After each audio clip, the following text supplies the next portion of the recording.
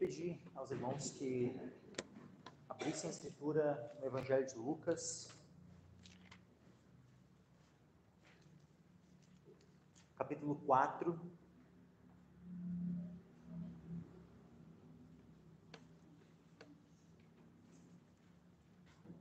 e versículo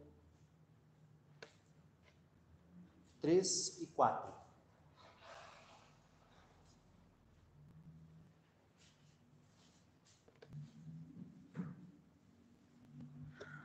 Lucas 4, versículos 3 e 4, diz assim a palavra do Senhor.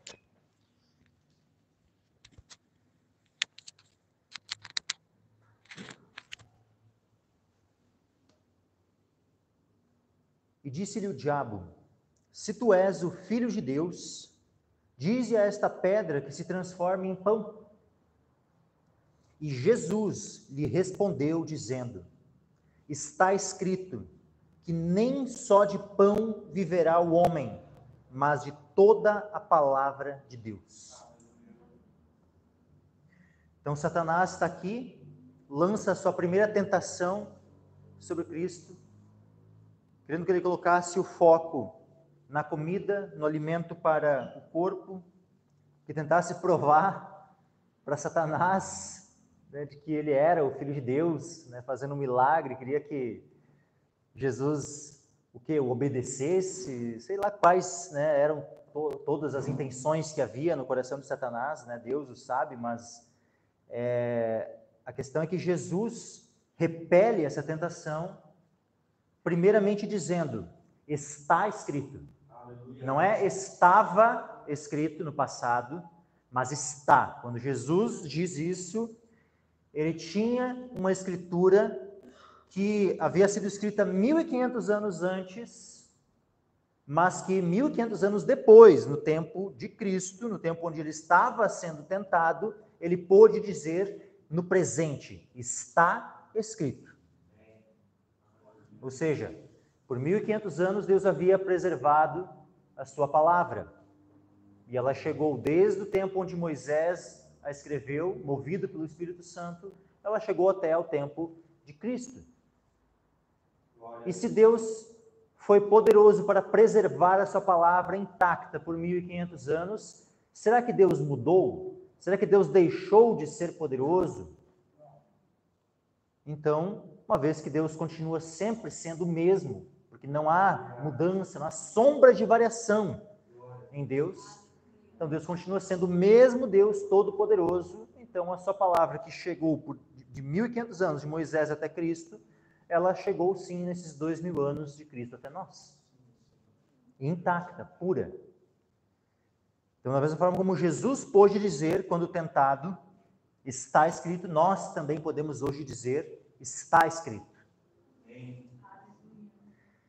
E aí Jesus diz: está escrito que nem só de pão viverá o homem, mas de toda a palavra de Deus. De toda a palavra de Deus.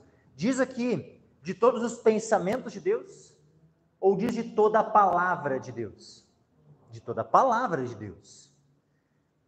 Se é de toda a palavra de Deus, significa que cada palavra de Deus é importante. Cada palavra de Deus é importante. Agora, vamos lá para peço que os irmãos podem se assentar, mas abram um outro texto lá em 2 Timóteo, capítulo 3, e versículo 16 e 17.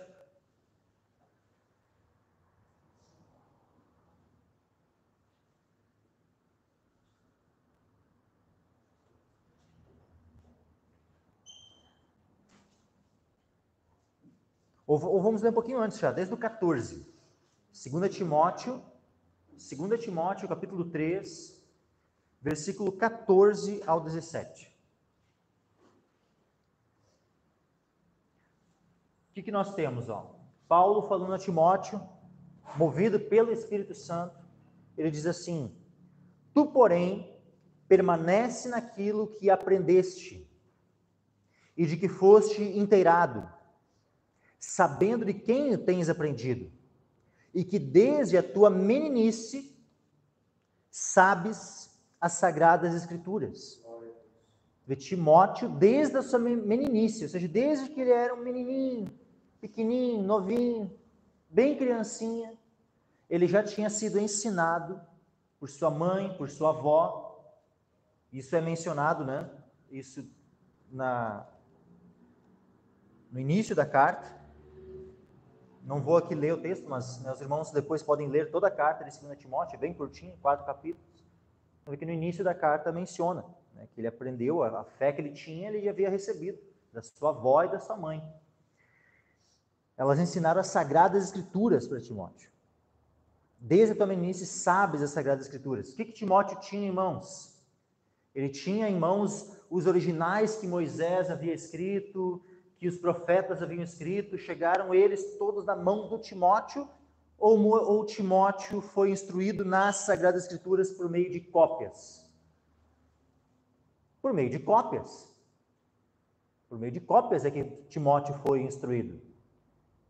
Por quê? Porque são as cópias das Sagradas Escrituras que são o meio pelo qual Deus preservou a sua palavra. E Timóteo teve acesso a cópias, mas mesmo assim Paulo fala, né, que desde tua meninice sabes as Sagradas Escrituras. Porque ele teve acesso, assim como nós temos acesso hoje, sempre por meio de cópias. Mas são cópias preservadas, cópias que mantêm as palavras de Deus. Sabe as Sagradas Escrituras que podem fazer-te sábio para a salvação pela fé que há em Cristo Jesus. Aí diz, toda a Escritura é divinamente inspirada. Ou seja, toda a Escritura ela foi soprada por Deus. Foi divinamente inspirada. Toda a Escritura. E então, toda a Escritura é proveitosa para ensinar, para repreender, para corrigir, para instruir em justiça, para que o homem de Deus seja perfeito e perfeitamente instruído para toda boa obra. O que nós podemos tirar daqui? Se a instrução que a Escritura nos dá ela é perfeita, significa que a Escritura ela é inerrante, que ela é infalível. E ela chegou até nós, preservada. E é por isso que hoje nós podemos, da mesma forma como Timóteo, como Paulo podiam confiar na Escritura, nós hoje podemos confiar da mesma forma na Escritura. Agora, o que Deus inspirou? Ele inspirou a Escritura. Mas lembre lá do texto lá de Lucas que a gente leu antes? Que Jesus fala, está escrito, nem só de pão viverá o homem, mas de toda palavra que procede, né, que vem de Deus, né, que procede, Mateus, né, cita, que procede da boca de Deus, né? Mateus cita, né? Lucas, né, diz, né, de toda a palavra de Deus, né? Mateus ele fala de toda a palavra que procede da boca de Deus. Ou seja, que foi soprada por Deus. Porque quando nós falamos, né, nós estamos, como é que as palavras são produzidas? Pelo sopro, ou seja, pelo ar que sai das nossas bocas. É dessa forma que as palavras são produzidas. Palavras só existem dessa forma. Não tem como tu falar algo sem o vento estar fluindo da tua boca. Então, toda palavra que Deus falou, que Ele soprou, essas palavras foram registradas. Essas palavras são a Escritura. E todas elas, então, são importantes. Bom, agora vamos adentrar no nosso assunto de hoje. Abre para nós os slides ali.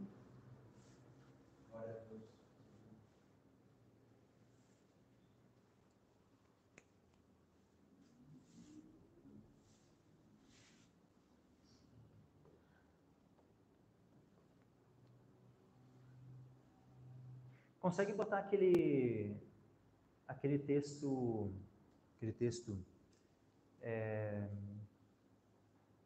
aquela cronologia, aquela linha do tempo? Não está aí? Não, se não está aí, deixa assim. Põe a sequência ali normal.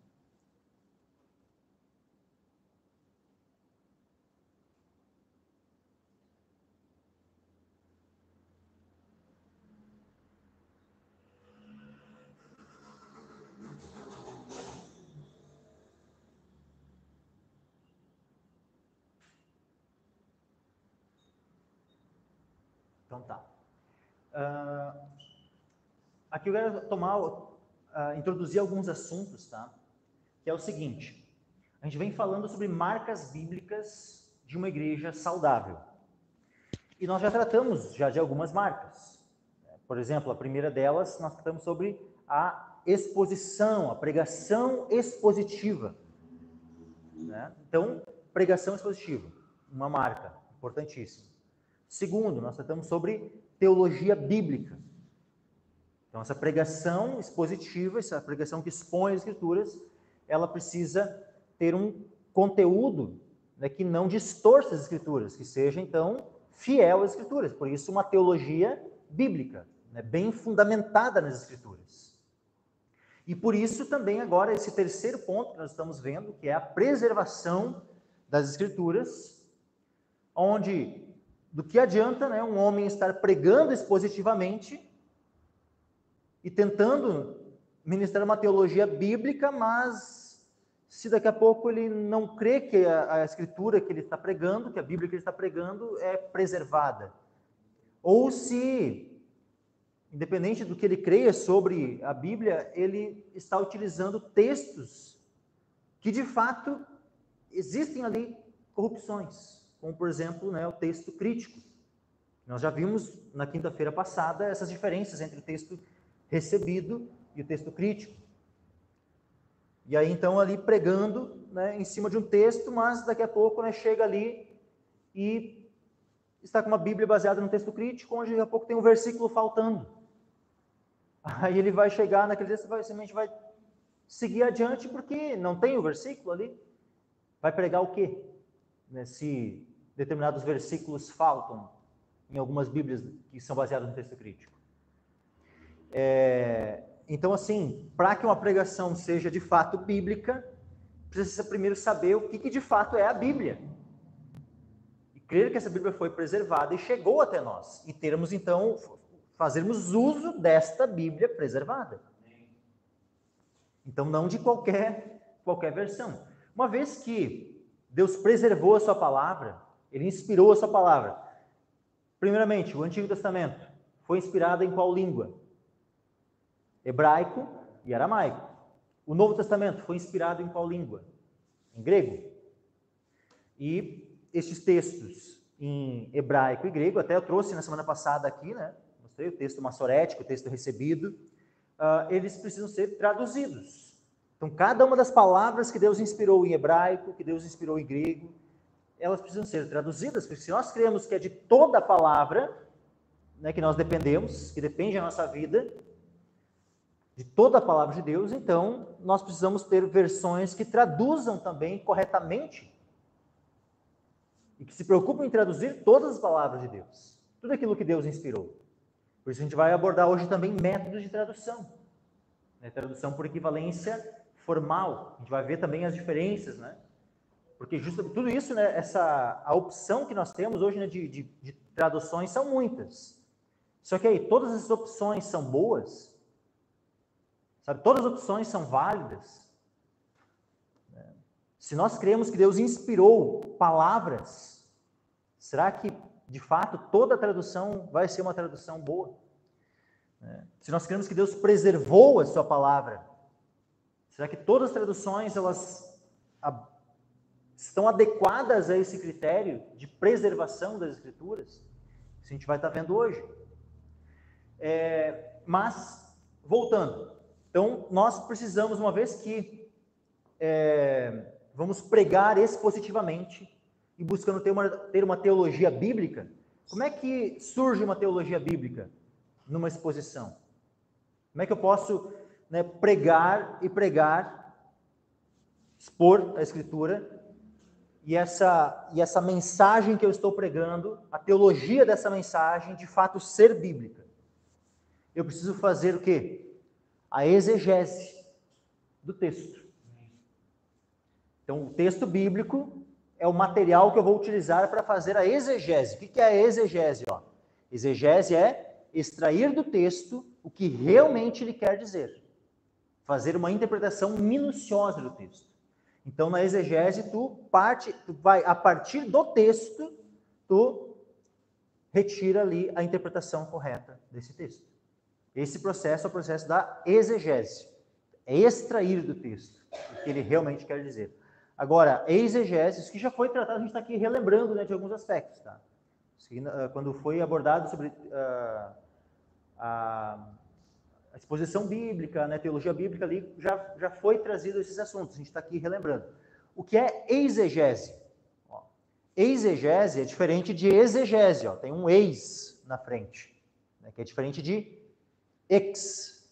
Ex é tu vai tirar para fora. Eis, tu vai introduzir, vai colocar para dentro. Exegese, o que é exegese? É quando a interpretação é feita introduzindo no texto o sentido que ele não tem. Ou seja, já tenho uma ideia na minha mente e eu vou para a Bíblia e vou tentar encontrar na Escritura um pretexto para eu falar aquilo que eu quero falar. E aí eu vou, pego um texto ali, daqui a pouco ele nem quer dizer o que eu quero dizer, mas eu vou e dou um jeito, dou uma moldada no texto ali para introduzir os meus pensamentos sobre o texto. Isso é exegese. Então, ó, ela é exclusivamente baseada em teorias subjetivas, ou seja, porque o que é subjetivo? É o pensamento de cada um. Subjetivo, eu tenho um pensamento, o outro tem outro pensamento, cada um tem o seu pensamento. É algo subjetivo. Agora, o que é algo objetivo? Diferente do subjetivo. O objetivo é a realidade dos fatos. Ó, é isso, e ponto final. Então, não é o que um pensa, o que o outro pensa. É assim, dizer assim, ó, essa toalha é branca.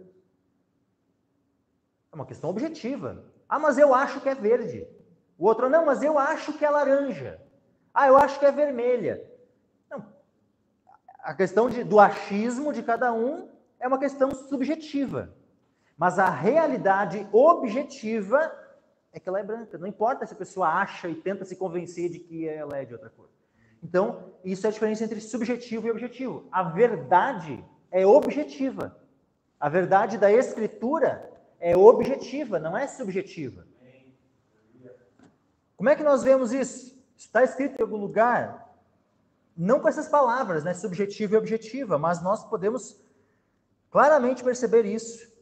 Tá?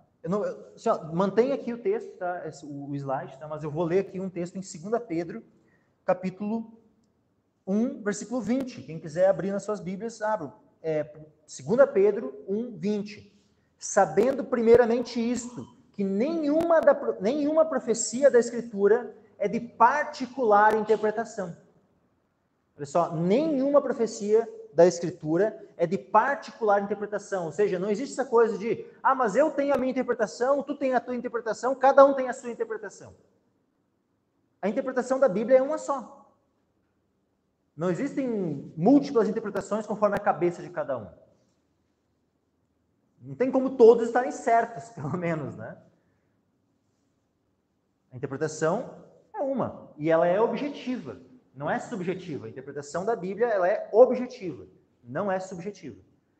Então, né, a exegese é baseada em teorias subjetivas, sem uma pesquisa ou análise profunda e real do texto, porque está preocupada apenas com as próprias ideias e não, de fato, né, com uma sinceridade e amor pela verdade, que é objetiva e não subjetiva. Por fim, hermenêutica. O que é hermenêutica? Hermenêutica são os princípios, né, que regem a interpretação do texto. Então, princípios básicos que orientam a interpretação do texto bíblico. Uma interpretação criteriosa do texto. E estabelece regras e limites na interpretação. Uma das, quem sabe, a principal regra de hermenêutica é que a Bíblia interpreta a própria Bíblia. Ou seja, as regras para nós interpretarmos a Bíblia, elas provêm da própria Bíblia, da própria Escritura. Então não tem como nós introduzirmos regras exteriores, né, porque daí, no final de contas, a gente poderia correr o risco de cair na exegese. Né? Então, as regras para a interpretação da Escritura têm que vir da própria Escritura. Tá? Pode passar para o próximo slide. Métodos, então, de interpretação. Se nós vamos, então, ter uma pregação expositiva da Escritura, que tem uma teologia bíblica, precisamos seguir um método correto de interpretação da Escritura. E aí, então, nós vamos ver aqui, tem pelo menos 2 tipos de método, né, principais, né, utilizados hoje em dia. Na verdade, sim, tem mais um terceiro aqui que também ele é muito utilizado, eu vou também comentar.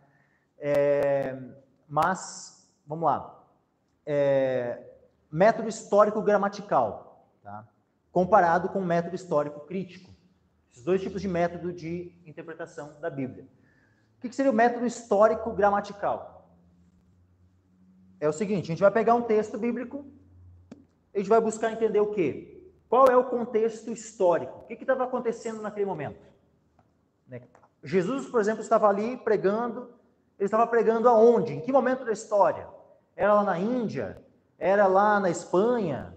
Era em Israel? Ah, era Israel. Então nós já estamos entendendo aqui um contexto histórico da onde Jesus estava pregando. O local, qual cidade era que ele estava pregando? Porque, né, a gente vê que tem momentos que ele está na Judéia, está em Jerusalém, outro momento ele está em Caná, outro momento ele está lá em Cafarnaum, em Nazaré. Então, tudo são contextos distintos. Então, tudo isso é o quê? É o contexto histórico. Qual período é? É 2.000 anos atrás? É 3.000 anos atrás? Que período é? O que estava acontecendo na volta? Tudo, sabe, entender essas questões, esse contexto histórico, ele ajuda na interpretação. Tu não fica numa coisa assim, porque daqui a pouco, né, tu tá ali olhando para a Bíblia, né, num padrão, como se Jesus tivesse vivido nos tempos atuais, modernos.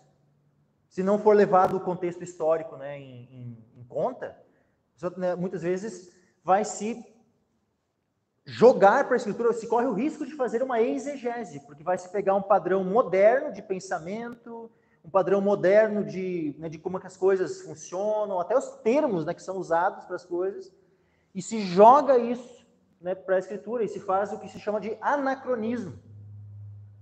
Anacronismo. Então, nós não podemos cometer o erro, né, de interpretarmos a Bíblia de forma anacrônica, como se as histórias que aconteceram há 2.000 anos atrás, ou lá no Antigo Testamento, há 2.500 anos, há 3.000 anos, há 3.500 anos ou mais, né?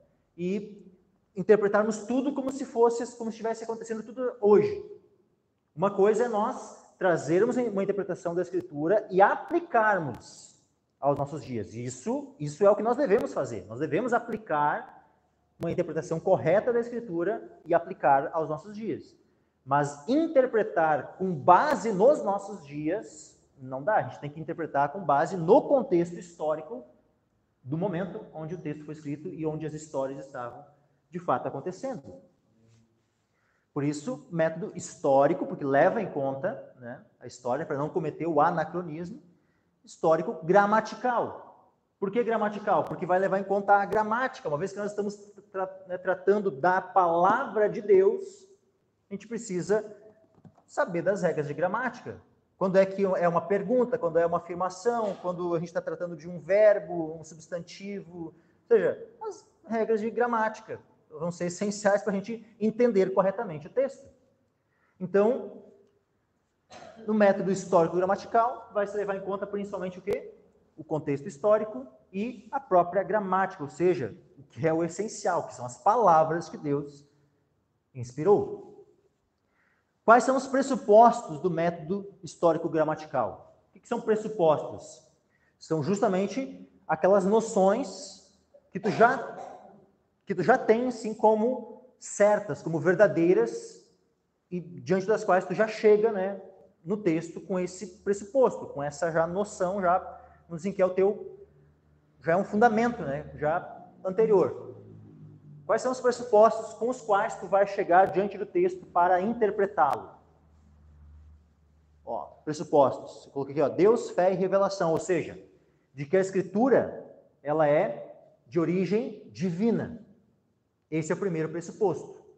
Eu já vou fazer uma comparação aqui com o método histórico-crítico.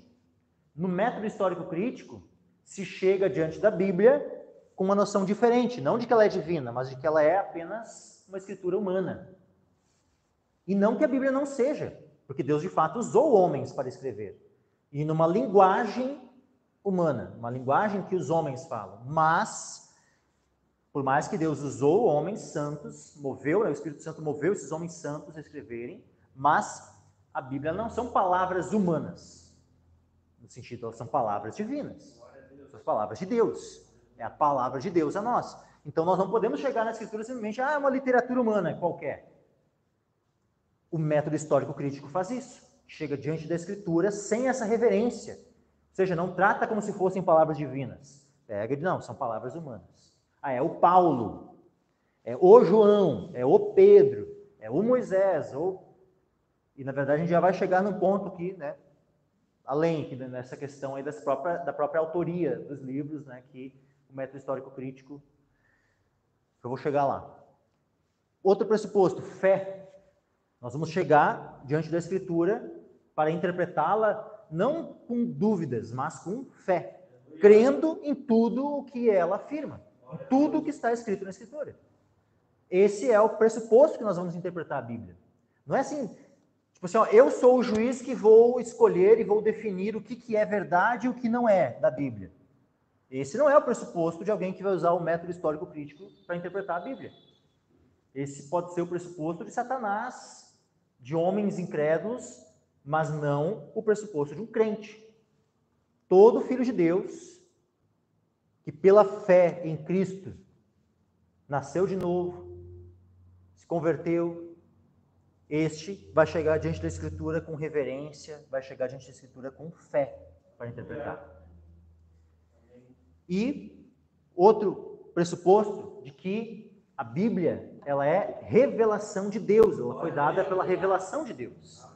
Então toda ela é a palavra revelada de Deus ao homem. Ou seja, não é uma coisa criada pela mente humana, conforme a gente vê aqui, ó. Sabendo, primeiramente, isso, que nenhuma profecia da Escritura é de particular interpretação. Porque a profecia, olha o 21, 2 Pedro 1, 21.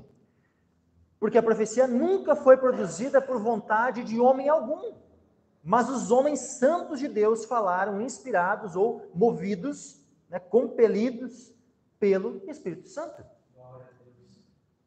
Então, esses são os pressupostos pelos quais nós vamos interpretar a Bíblia, crendo que ela é a revelação de Deus para nós.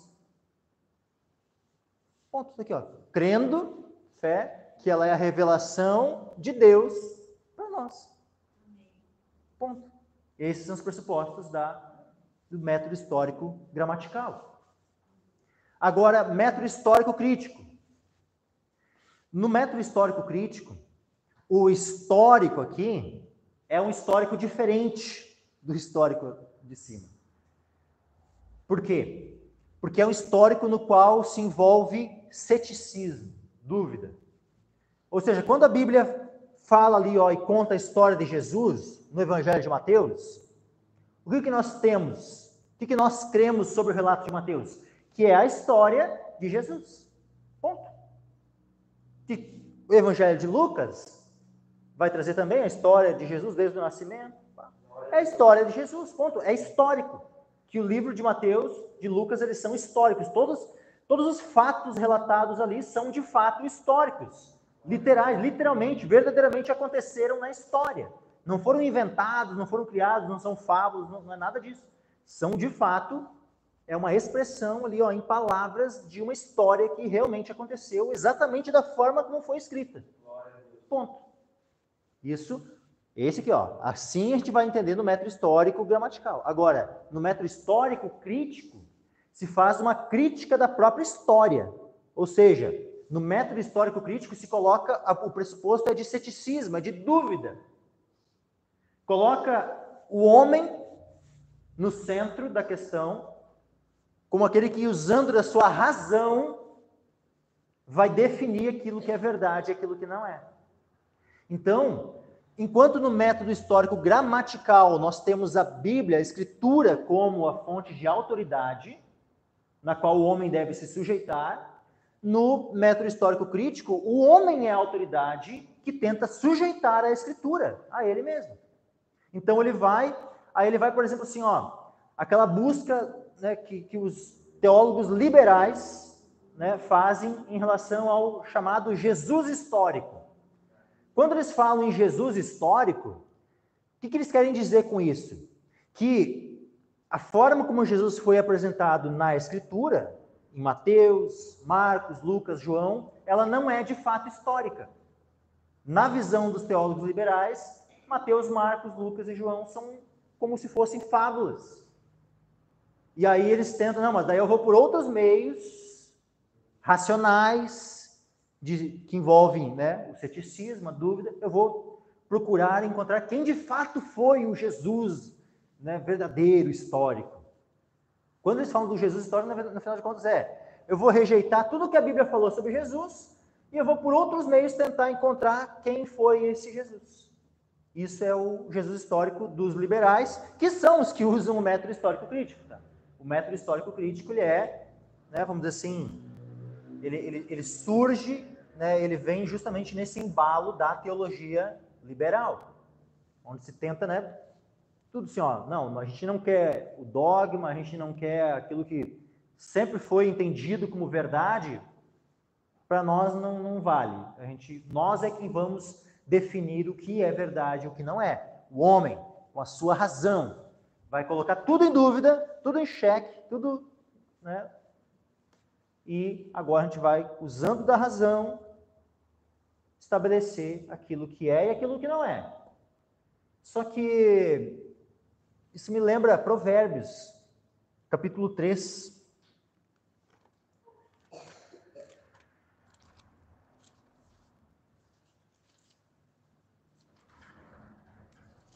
Provérbios, capítulo 3, versículo 5. Diz assim, ó: confia no Senhor de todo o teu coração. Confia no Senhor de todo o teu coração. E não te estribes no teu próprio entendimento.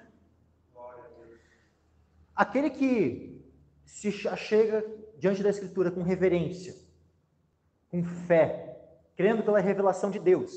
Põe para nós ali o slide. Esse está confiando no Senhor de todo o seu coração. Agora, aquele que, cheio de si, confia no homem, em si mesmo, ou em outros homens, né, e na razão humana, e coloca em dúvida a palavra de Deus, aquilo que foi, né, escrito pela revelação de Deus, esse está se estribando no seu próprio entendimento. Justamente o que a Bíblia diz para não fazer. Justamente aquilo que Deus nos disse para não fazermos. O que o Senhor quer? Que nós confiemos nele de todo o nosso coração. Que confiemos na sua palavra. E não que venhamos a nos estribar no nosso próprio entendimento. Quem usa o método histórico crítico é aquele que se baseia no seu próprio entendimento. E não confia no Senhor. Não vou nem dizer esse é o que não confia de todo o coração. Não confia no Senhor, ponto. Ele desconfia, ele duvida, e por duvidar, então, ele vai por si mesmo, pela sua própria razão, pelo seu próprio entendimento, ele vai se basear nisso. Ele vai se estribar, ele vai se basear no seu próprio entendimento. Então, vê como é uma coisa antibíblica. Veja como esse método, né, ele não parte da Escritura. Ele vai contra, ele entra em choque com a própria Escritura. Então, a partir do método histórico crítico, que tem esses pressupostos, né, humanistas, de ceticismo, de dúvida, e racionalistas, que foram, então, né, influenciados por aqueles movimentos filosóficos, humanistas, racionalistas, iluministas, né, e tudo mais. O que acontece? No método histórico crítico começa a se colocar, então, em dúvida a inspiração, ou seja, a revelação. Tipo assim, ó, um ponto de interrogação. Será que a Bíblia realmente foi dada por revelação? Será que ela é a revelação de Deus? Por que eles colocam esse tipo de dúvida assim? Porque qual é o pressuposto do pessoal do método histórico crítico? São pressupostos ou deístas ou pressupostos agnósticos, no mínimo, para não dizer ateístas. Para não dizer ateístas, porque muitas vezes são, né, ateístas completos, né, mas aqueles que não chegam ao ponto de se declarar completamente ateus são no mínimo agnósticos ou deístas. O que é agnóstico ou deísta? É diferente, um e o outro. O agnóstico é aquele assim, eu só creio naquilo que é provado, naquilo que eu consigo provar. Ou seja, naquilo que pela minha razão eu consigo provar, aí eu creio. Uma vez que eu não consigo provar que a Bíblia foi dada por revelação, então eu não creio que ela é dada por revelação. O agnóstico é assim. Então, ele não parte de um pressuposto de fé e de crer na revelação de Deus, mas o agnóstico é o pressuposto da dúvida, do ceticismo e da razão. Ele é um homem baseado completamente racional. E o deísta é um pouco diferente do agnóstico, porque o deísta ele diz que crê em Deus, mas ele diz que Deus não se envolve na história. Ou seja, ele diz que Deus criou lá no princípio, lá Deus criou todas as coisas, e como um relojoeiro que cria o relógio e põe o relógio para rodar e não se envolve mais com o relógio fica funcionando sozinho, né? O deísta, ele vê Deus como aquele que criou as coisas no princípio, mas que depois não se envolveu mais com a criação. Por isso que normalmente o deísta também não vai crer em revelação, em milagres e outras coisas, porque ele crê que Deus não se envolve mais. Que Deus fez um único milagre lá no princípio, né? É engraçado, né? Porque daí aí eles creem numa espécie de milagre. Deus precisou fazer um milagre para criar, mas depois daí Deus decidiu não se envolver mais, daí Deus não opera mais milagres, Deus não se revela, Deus simplesmente, deixou, se esqueceu da sua criação, deixou, o mundo todo, tudo funcionando sozinho, sem a presença dele, sem nada dele. Os pressupostos do método histórico crítico são pressupostos deístas, agnósticos ou ateístas. Então, por exemplo, uma vez que eles não creem em revelação, eles também, uma vez que não creem em revelação, não creem em profecia. Porque, afinal, a profecia só existe porque Deus revela algo. Deus revela, Deus fala ao homem, revela a sua palavra ao homem. Então, por exemplo, o Senhor revelou a palavra ao homem Jeremias, ao homem Isaías, ao homem Paulo, ao homem Pedro, ao homem Mateus. Deus revelou a sua palavra a eles e eles, então, profetizaram, eles, então, escreveram, eles, Agora, alguém que tem uma mente fechada quanto a isso, para a fé, para a revelação de Deus, não vai querer em profecia. Então, por exemplo, no método histórico crítico, uma vez que eles não creem de fato em profecia, porque não creem em revelação, não creem que Deus se revela, e não creem então em profecia, como é que eles chegam diante dos textos proféticos? Como Isaías. Isaías fala, ele escreveu em torno de 700 anos antes de Cristo. Isaías, ele menciona que o povo ia ir por cativeiro, que o povo de Israel ia ir por cativeiro na Babilônia. Só que assim, Isaías viveu para ver o povo ir por cativeiro? Não. Ele morreu muito tempo antes. Só que ele profetizou também que o povo iria voltar do cativeiro. Olha aí, Foi mais longe. Profetizou que o povo ia voltar. Ele estava vivo quando o povo voltou. E de fato voltou. Não. Se não estava nem quando foi, que dirá quando voltou, Só que ele não contente com isso, Isaías não, Deus, quem moveu Isaías, Mas Isaías escreve lá o nome do rei que ia libertar o povo, que ia acabar com o cativeiro. Olha só, o nome do rei, Ciro. E aí está ali registrado o nome do rei, mais ou menos uns 200 anos antes do rei nascer. Já estava registrado o nome do rei Ciro, que era aquele que ia libertar o povo. Aí, como é que chega o pessoal do método histórico crítico? Não pode ser verdade, Isaías não pode ter falado. Não pode ter profetizado que Ciro ia libertar. Não, isso certamente foi escrito depois que o povo já tinha sido liberto. E aí, então, o que os agnósticos, ateístas e do método histórico crítico fazem? Eles, então, vão fazer o quê? Não foi Isaías quem escreveu o livro de Isaías. Eles vão negar a autoria. Eles vão dizer que foi algum outro judeu, depois do cativeiro, depois de tudo lá, que escreveu o livro de Isaías. Daniel vai, as profecias de Daniel, elas se cumprem assim, ó, lógico, muitas delas, né, a gente está vendo, estudando Apocalipse agora, né, nos domingos, a gente está vendo tantas profecias de Daniel que vão se cumprir ainda, só que várias das profecias de Daniel, elas já se cumpriram de uma maneira tão exata, meus irmãos, porque Daniel estava vivendo na época do Império Babilônico, e ali nós já temos profecias do Império Medo-Persa, que surgiria depois, do Império Grego, que surgiria depois, e do Império Romano, que surgiria depois do Império Grego. E aí, está ali registrado, tudo na ordem certinho, tudo. Só que Deus diz, não, mas como assim? Daniel escreveu tudo o que ia acontecer e se cumpriu exatamente da forma como ele escreveu. Não pode ter sido Daniel que escreveu. Foi alguém que já viu tudo acontecer e aí escreveu no passado. É assim, método histórico crítico, então, coloca em dúvida que, ó, não, Daniel não foi Daniel que escreveu, foi alguém depois. Isaías não foi Isaías que escreveu, foi alguém depois. Todos os profetas, né, alguém depois que escreveu, onde já tinha acontecido as coisas.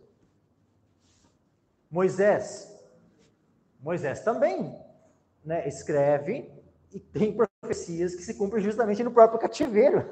Porque Moisés também profetiza a respeito do cativeiro do povo. Aí o que eles vão fazer? Não, Moisés também. Moisés não foi Moisés que escreveu. Moisés eles vão dizer mais, que não só foi alguém que escreveu depois, eles vão dizer que foi alguém. Porque eles vão dizer que foi pelo menos umas 4 pessoas que escreveram o Pentateuco. Isso é o método histórico-crítico. Ou seja, teólogos liberais, incrédulos, filhos do diabo, que resolveram se envolver com teologia. Aí, método histórico-crítico. Então, assim, nesse mesmo contexto, né, onde tinha, né, esse método histórico, que, vamos assim, nesse método histórico-crítico nós também temos aí, isso que eu estava falando dessa contestação, né, dos livros, do período que foram escritos, né, de querer dizer que não foi esse autor, foi escrito depois, coisa assim, querer, né, definir datas diferentes e autores diferentes para os livros da Bíblia, colocando em dúvida, né, toda a Escritura. Isso aí é algo que é chamado, né, na teologia de alta crítica. Por que alta crítica? Para diferenciar de um outro termo que eles conhecem, que é a baixa crítica. Tá? Alta crítica e baixa crítica. O que é a alta crítica? A alta crítica é isso, é essa coisa de querer averiguar por meio da razão, colocar ali em dúvida, né? Será que foi Daniel mesmo que escreveu? Será que foi Isaías? Será que foi...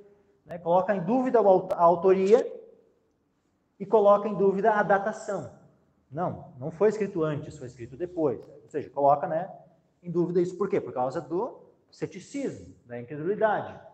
E, uma vez que não entra no entendimento, na razão de um homem incrédulo, essas questões ele vai, né, dizer que a verdade é outra. É a verdade aquela que ele quer, aquela que ele aceita como verdade. Né? Ou seja, ele é o detentor, né, da autoridade para dizer o que é ou não é verdade, o homem. Né? Olha aí. Aí, então a alta crítica vai tratar disso, basicamente, né, principalmente, né, das datações e autorias. Nós temos no Brasil uma Bíblia que ela é propagada assim, né, como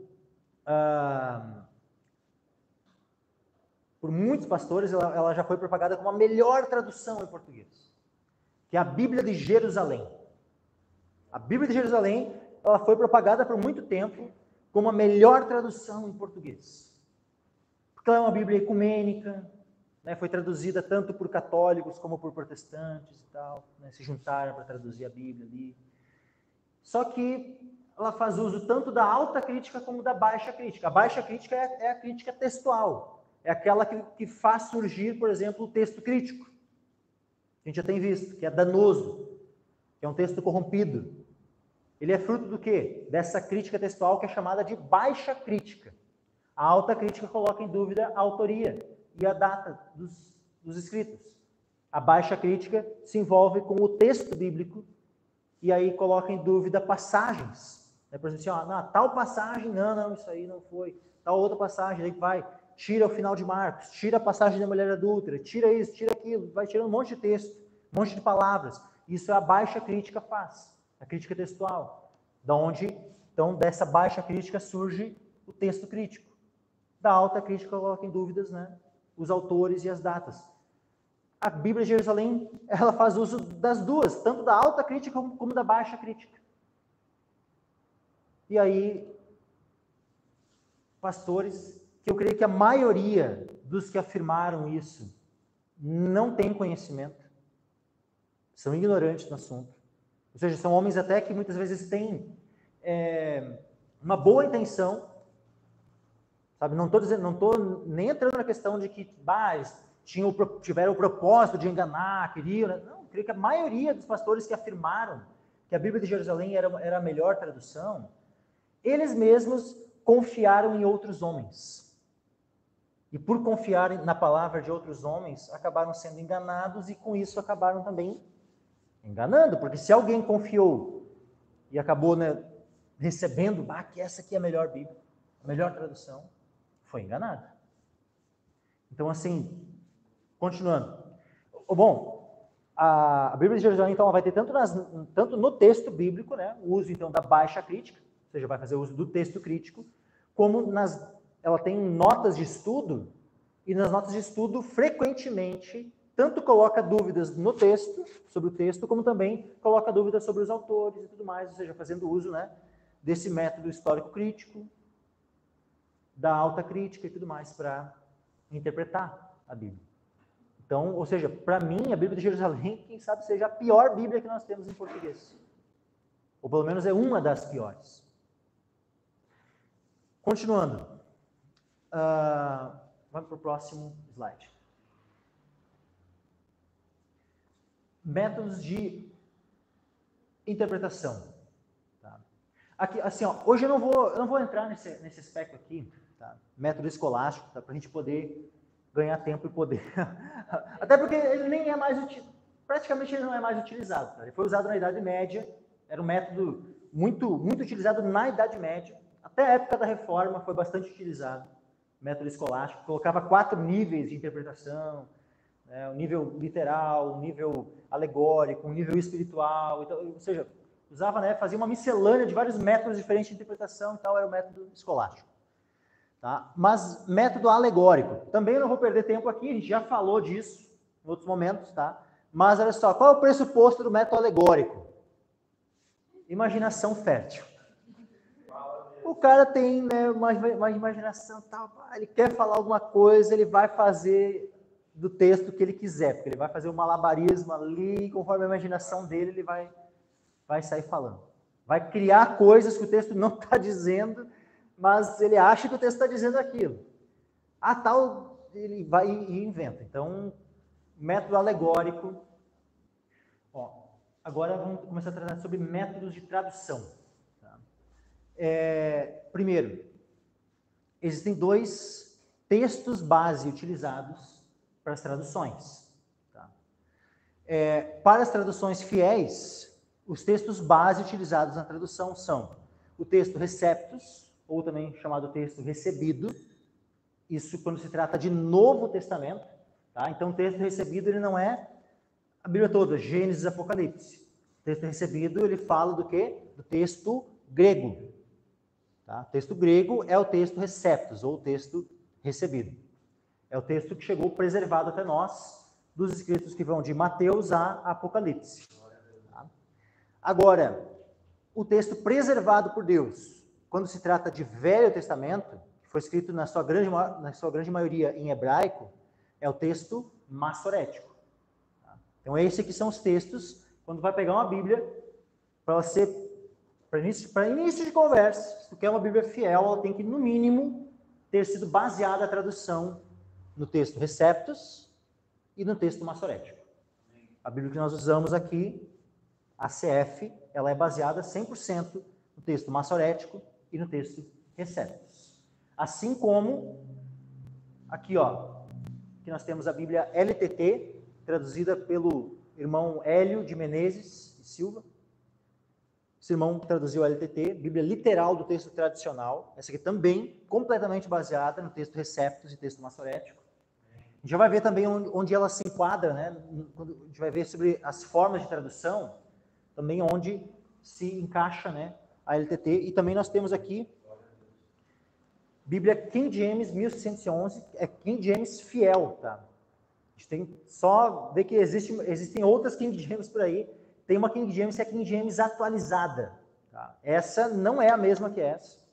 King James fiel é da BV Books.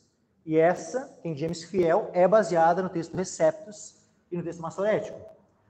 A King James atualizada, que é outra, que é, se não me engano, da Abba Press, se não me engano, ele não é baseado no texto recebido, é baseado no texto crítico.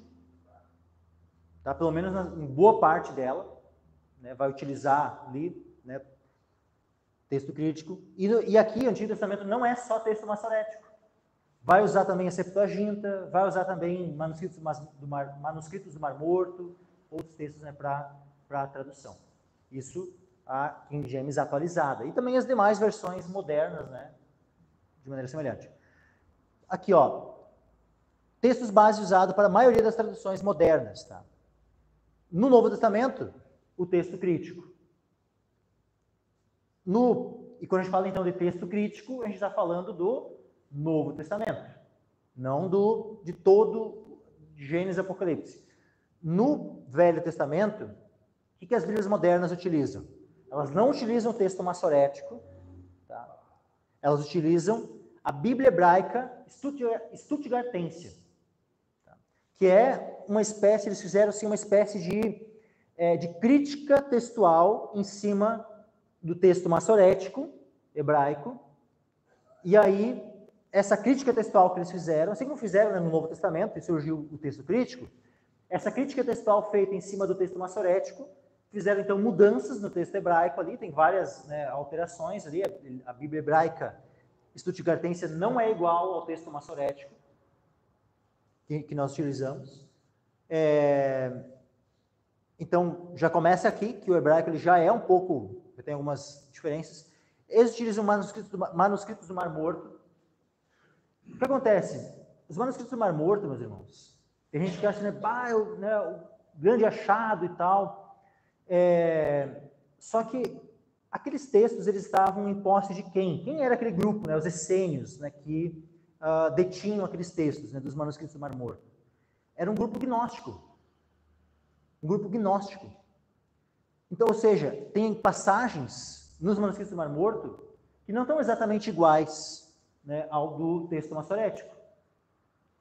Por que não está exatamente igual?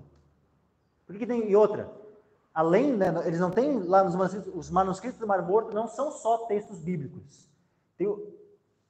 Tem apócrifos, tem pseudepígrafos, tem um monte de outros textos lá. Na verdade, a maior parte do que tem lá é outros textos.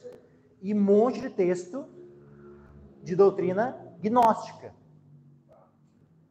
E aí, então, como é que, naquilo que se trata de texto bíblico, como é que nós vamos poder confiar que aquele grupo lá detinha o texto mais fiel, para começar, né, se são gnósticos? Já é a mesma coisa, o gnosticismo tanto ele afeta aqui, quem produziu, quem escreveu, né, os manuscritos do Mar Morto, tanto afeta ali quem produziu esses manuscritos eram gnósticos, como também os que dá base ao texto crítico, lá os manuscritos alexandrinos, também é de uma região que foi influenciada pelo gnosticismo. Ou seja, ambos os casos há o problema do gnosticismo. E a Septuaginta. Tá, depois a gente coloca daí. Septuaginta. Septuaginta, daí a gente já tratou, né, na semana passada também, que é uma tradução para o grego, que não é uma tradução boa, uma tradução bem ruim em vários pontos, em vários livros. Mas daí, pensa, ela é uma tradução do hebraico, e aí vai se utilizar uma tradução problemática em vários pontos, para tentar, o quê? Encontrar algo melhor? Então uma tradução para o grego é melhor que o próprio texto em hebraico, para eu saber o que de fato é o Antigo Testamento, o Velho Testamento. Em vez de eu recorrer à própria língua original em que foi escrito, que é o hebraico, eu tenho ela, eu vou usar uma tradução que a gente já viu um exemplo, né? Eu coloquei depois no grupo da igreja aqui na quinta-feira passada, eu coloquei ali aquela tradução que a gente citou de Isaías 9, né? Olha o que fez, como desfigurou aquele texto, a Septuaginta. Então, como é que pode a Septuaginta ser ela usada como base para traduzir o Antigo Testamento para o português? Não faz sentido. Mas as Bíblias modernas, como a gente vai citar, coloca aquela lista das Bíblias lá, já aqui, ó. Essas Bíblias todas aqui, ó, elas vão fazer uso no Antigo Testamento da Septuaginta também. Lógico, ela não é o principal. Elas vão usar a Bíblia hebraica, a Septuagintência, manuscrito do Mar Morto, Septuaginta, vão usar uma série de elementos juntos ali. Mas todas elas fazem base. Agora, quais usam somente o texto massorético? Lá em cima, ó, aquelas três. Isso no Antigo Testamento. Novo Testamento. Quais usam somente texto recebido e nada mais? As três lá em cima, ó. King James Fiel, ACF, LTT. Todas as demais vai ter infiltrações do texto crítico. Quanto mais para baixo, mais texto crítico tu vai ver nelas. Tá? Depois pode voltar lá na parte de tradução. Depois eu vou voltar ali naquele gráfico, né? Vou explicar ele melhor assim, né? Vai dar uma boa noção assim, para os irmãos. Passa para o próximo aqui, ó. Então, métodos de tradução. Nós temos basicamente 3 métodos de tradução. Poderíamos te dizer 4, tá? Porque tem um método de tradução que ele vai ser o método de um interlinear bíblico. O que é um interlinear? Eu não trouxe aqui hoje, tá? Mas é tu pegar o texto original em hebraico ou em grego e tu vai colocar abaixo de cada palavra em hebraico e abaixo de cada palavra em grego, tu vai colocar a tradução daquela palavra. Ou seja, estritamente, cada palavrinha que tem no grego vai ter a tradução embaixo. Né? Ou no lado, assim, logo no lado da palavra e tal, né? A tradução.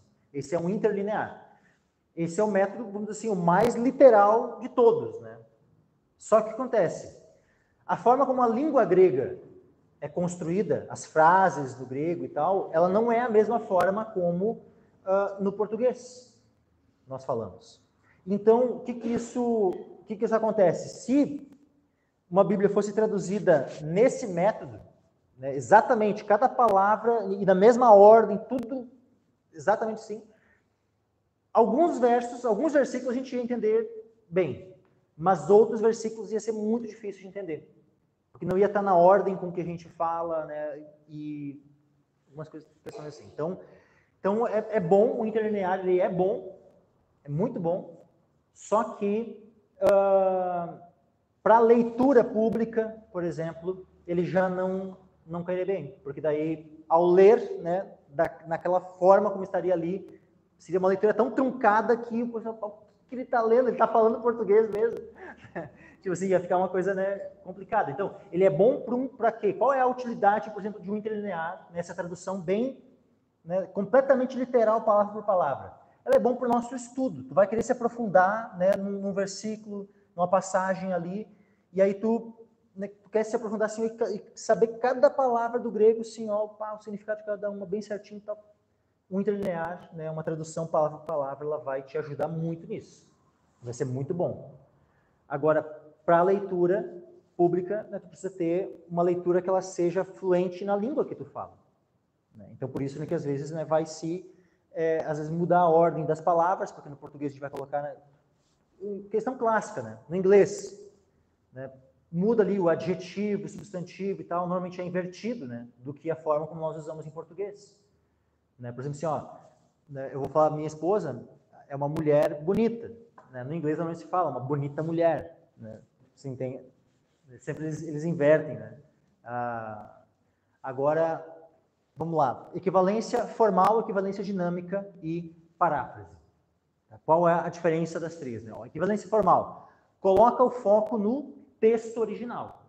Tá? Buscando traduzir palavra por palavra, ó, buscando traduzir, não é que vai traduzir palavra por palavra, né? Mas ela vai buscar traduzir palavra por palavra, tanto do hebraico como do grego. Porque eu digo assim, ó, porque tem, de fato, às vezes, uma palavra no grego que ela, no português, ela não vai estar aparecendo. Tá? Vou dar um exemplo. Várias vezes nós temos no grego, por exemplo, o termo ró theos, que é o Deus.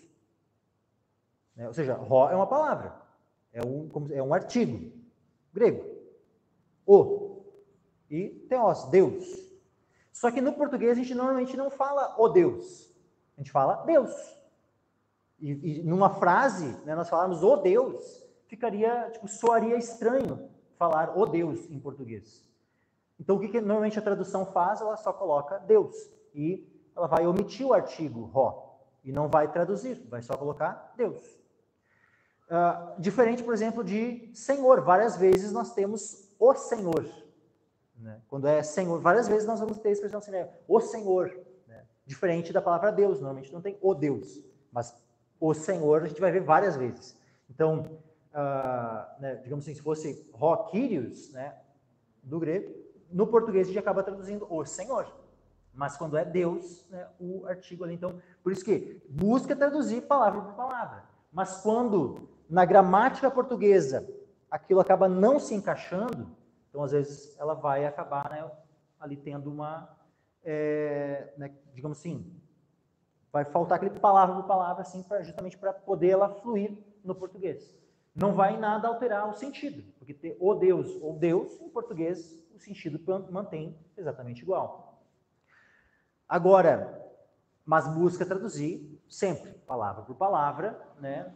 Quando possível, tenta manter até a própria ordem das palavras no grego, quando possível, mas quando no português flui melhor a frase de uma forma, né, ela vai, às vezes, colocar uma palavra e inverter a ordem das palavras. Né?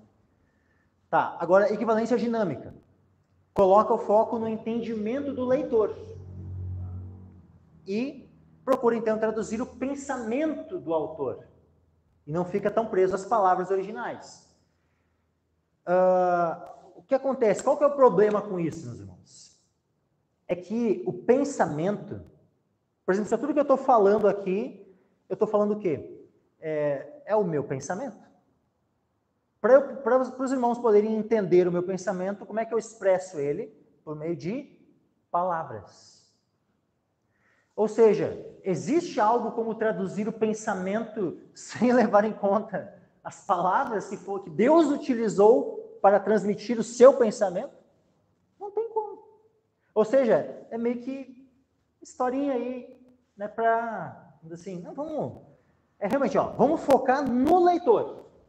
Vamos começar aqui a dar uma interpretada, né, deixar uma coisa mais mastigada e não vamos se importar tanto, né, em tentar zelar por cada palavra que está lá no original e tal, né? Ou seja, esse descompromisso com as palavras originais, essa despreocupação com o entendimento da própria inspiração, que Deus inspirou palavras,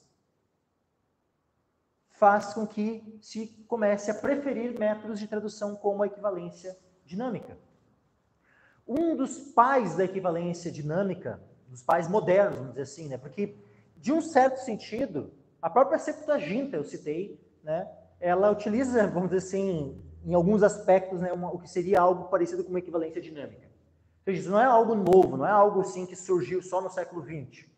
Mas, de fato, né, um promotor e alguém que desenvolveu teorias e métodos de tradução por equivalência dinâmica no século XX foi Eugênio Nida. Eugênio Nida nós já vimos na quinta-feira passada, que ele também foi um dos editores do texto crítico de Nestlé Aland, o texto que é usado, né, pelas Sociedades Bíblicas Unidas, o texto que é usado pela Sociedade Bíblica do Brasil, por exemplo, a SBB. Eugênio Nida a gente já viu também, né, eu não vou aqui relatar hoje novamente, né, mas quem quiser ver lá o vídeo, né, da ministração da quinta-feira passada, qual era a fé desse homem. Eugênio Nida é um dos que é o principal, né, promotor e que dá a base teórica para as traduções de equivalência dinâmica. E, por fim, paráfrase. a paráfrase, ela fica mais distante ainda do texto, mais distante ainda das palavras que Deus inspirou. Porque a paráfrase, ela interpreta o texto com as próprias palavras. Ou seja, em vez de eu vou ler lá o texto original, em vez de buscar traduzir cada uma das palavras que Deus inspirou, como é que eu poderia reexpressar essa frase com as minhas próprias palavras? De uma forma, né, que a pessoa entenda, né, o que está dizendo ali. Ou seja, então vai ser isso. A paráfrase é expressar, é interpretar o texto com as próprias palavras. Então, uma tradução paráfrase, ela nem poderia se chamar propriamente de tradução. Por exemplo, uma Bíblia como a Bíblia Viva, NTLH, elas vão utilizar um método que mescla a equivalência dinâmica e a paráfrase. A gente não pode dizer que toda ela, né, uma NTLH ou uma Bíblia Viva, são paráfrase. Tem vários textos que tem mais uma equivalência dinâmica ali. Mas ela vai ter vários momentos de paráfrase nela e vários momentos de equivalência dinâmica. O que não tem ou muito raro, né? Tipo assim, em alguns versículos que não tem como fugir, assim, que não tem muito o que fazer, né? Que vai até ficar perto de uma equivalência formal, mas normalmente é equivalência dinâmica e paráfrase. A mensagem basicamente é uma paráfrase. Praticamente não vai encontrar nem equivalência dinâmica na mensagem. Muito raramente vai encontrar uma equivalência dinâmica normalmente é paráfrase toda ela. Então, aqui nós temos, né, outra coisa que é interessante de falar sobre, agora voltando aqui, ó, para a equivalência formal. Tá?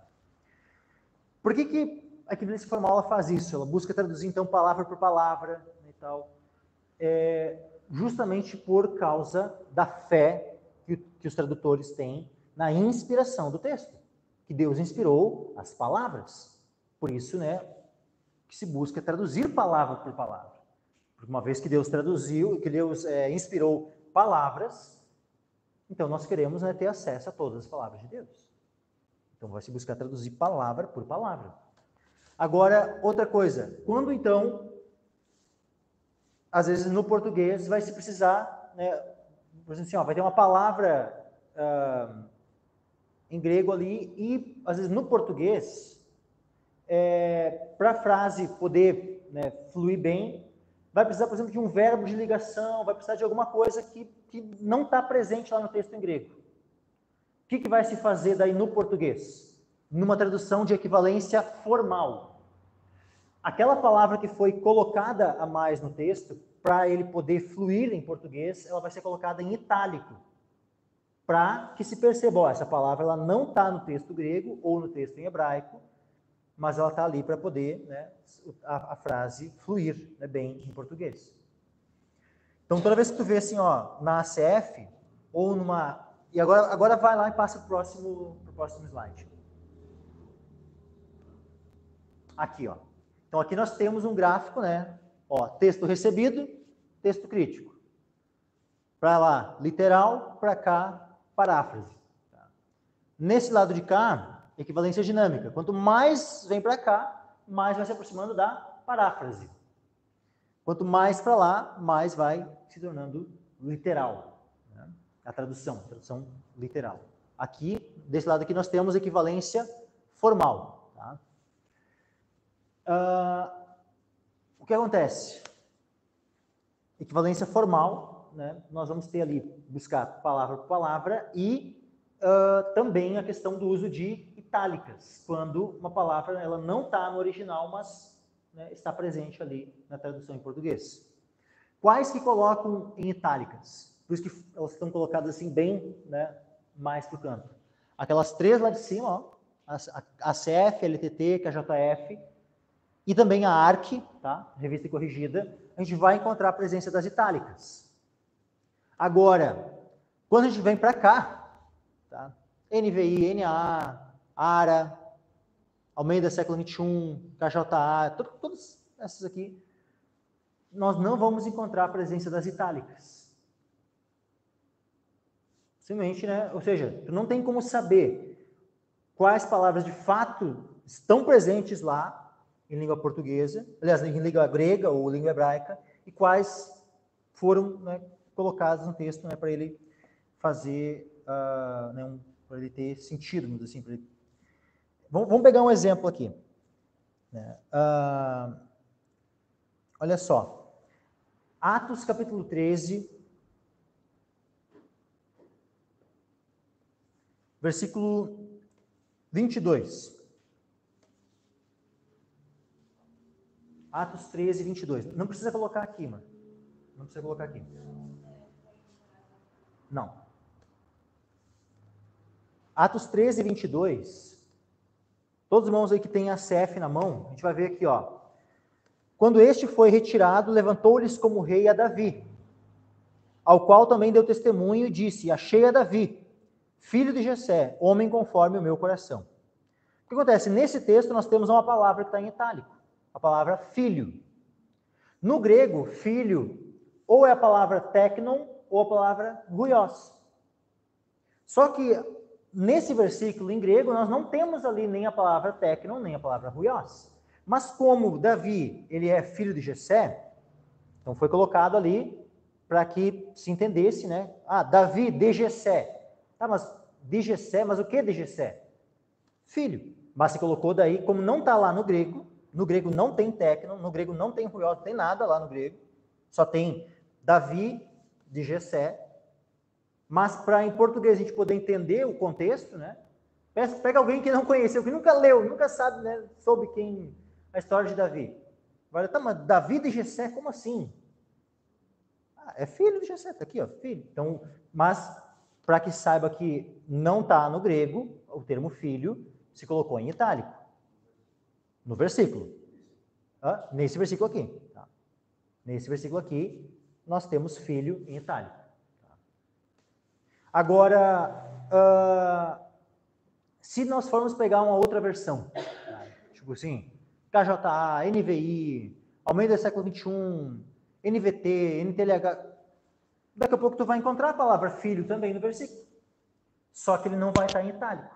Ou seja, uma pessoa que for ler numa versão que não usa equivalência formal, ele não vai saber que a palavra filho, ele pode daqui a pouco achar que, de fato, tem lá em grego a palavra filho, nesse versículo. Entendeu? Por quê? Porque nunca vai ver nenhuma diferença entre as palavras. A ACF, a King James Fiel, a LTT, justamente por causa dessa fidelidade e dessa intenção que cada um saiba, né, com o que está lidando, quais palavras estão e não estão no original. Quando uma palavra não está, vai colocar em itálico para identificar, ó, isso aqui não está lá no original. No original não tem ali o termo huios ou o termo teknon. Né? A gente colocou aqui para entender que Davi é o filho de Jessé. Então é isso só para nós entender o que é itálica e como, então, acaba sendo danoso não ter as itálicas. Porque necessariamente, em vários textos, vai se precisar ter palavras, né, colocadas ali. Por exemplo, assim, ó, vamos um pouco mais adiante, ó. Nesse mesmo capítulo, tá? Atos 13, versículo 29. Olha só, e havendo eles cumprido todas as coisas que dele estavam escritas, tirando-o do madeiro, o puseram na sepultura. Nós temos 3 palavras em itálico, né? Ou 4, né? No caso, as coisas, e depois, tirando-o do madeiro, o puseram na sepultura. O que acontece? No grego, neste versículo, para o termo o, tirando o, nós não temos ali um artigo no grego. Também, né, depois, o puseram, o, né, também não existe ali um artigo no grego, e também no as coisas, o termo, né, para as coisas também não está presente. Mas agora, vamos lá ler o versículo sem as itálicas. E havendo eles cumprido todas que dele estavam escritas, tirando do madeiro, puseram na sepultura. Vê que ficaria um pouquinho mais difícil de entender, né? Tá, mas tirando o que do madeiro? Então, tirando o, ou seja, eles tiraram Cristo do madeiro. E o puseram, ou seja, o o aqui está fazendo referência, né, para entender que está falando de Cristo. Cristo foi tirado do madeiro. Então, a itálica ela vai ser um auxílio, vai ser uma ajuda para nós entendermos melhor a frase em português, né? mas se coloca em itálica para perceber, ó, no grego ele não está presente ali o artigo que, caso estivesse, né, a gente não precisaria ter colocado em itálico, ele estaria ali só o artigo normal. Então é isso, sabe? Para os irmãos entenderem como é que funcionam as itálicas. Se tu vai pegar uma versão, abre aí uma versão aí, esse mesmo texto, do versículo 29. Abre aí a ARA, NVI, qualquer uma dessas versões aqui que não são esse texto de... Então, aqui, ó, Atos 13, versículo 29.